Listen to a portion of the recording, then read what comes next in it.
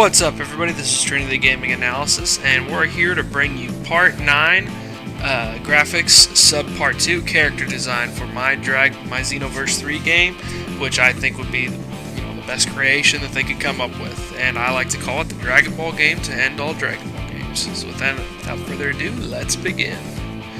First, we'll talk about base models. So, all character base models should be similar to Ultimate Tenkaichi and Xenoverse 2. I think that those types of models look the best and making some kind of mixture between them.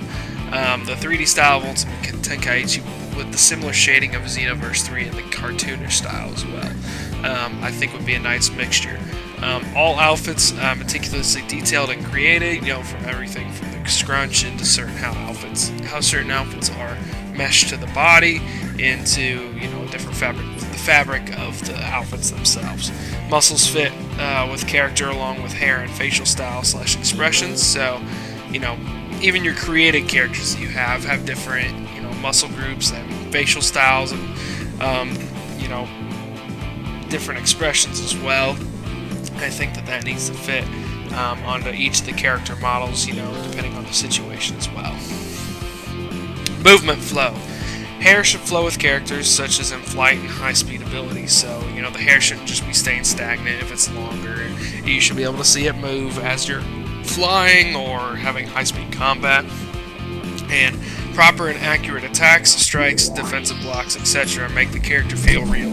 So, you should be properly, blocking when somebody's throwing a punch and you throw up a block. It should, you should be throwing up your arm to block it and then show the collateral ricochet, or however you say it, as well as when you're striking an opponent, it should feel like you're actually making contact with them and being able to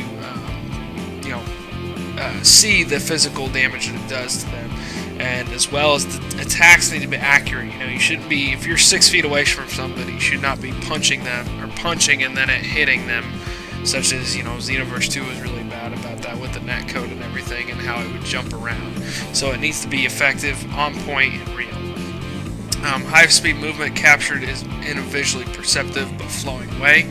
So you should be able to perceive what's going on, but it should flow with the way of the combat and how it's going. If it's a high-speed battle, it should feel high-speed. If it's a slower battle, it should feel, like you're being more meticulous in your approach. But if you're just going all out, you need to feel like you're actually having that high-speed combat and that ability to move fast.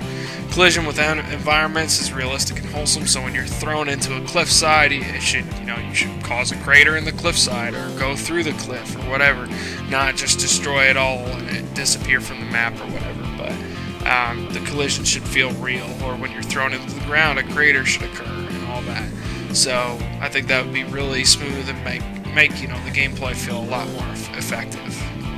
Transformations and attacks. Transformations should have a dramatic visual perception of you. When you're transforming, transformations, even though in a game, realistically, if it's slower, it's going to be less likely for you to succeed in doing anything, but I still think that it should have some sort of dramatic visual perception about it to make it feel like you're actually transforming, not like you're just going poo, and now there you are, Super Saiyan. Lighting and sparking should occur during transformations, and you should have sparks flowing around you when you're trying to transform, as well as your hair color transforming. You should see, your fists should be clenched and your arms tightened, that kind of thing. Transformation visuals should be similar to Raging Blast 2, how when they would transform a Super Saiyan, they would get in that strength pose and, then eventually transform, in the screaming part of it too. Attacks should have a dramatic sequence, but does not take away from the rest of the battle like a transformation would. More charged up or more powerful attacks should be more dramatic, the famous Kamehameha, and then release it. You should feel that dramatic visual impact as you charge up the Kamehameha and release it. It should feel like you're actually performing Kamehameha and giving it all you got to be able to stop this opponent or stop the opponent that you're facing off against. So anyway, guys, let's talk about damaged characters. Places where your damage is taken. Place where damage is taken should be affected. If you're hitting the arm, it should affect the arm. If you are getting hit a lot around the clothing area, the clothes should be torn and tattered and should flow with the direction of travel.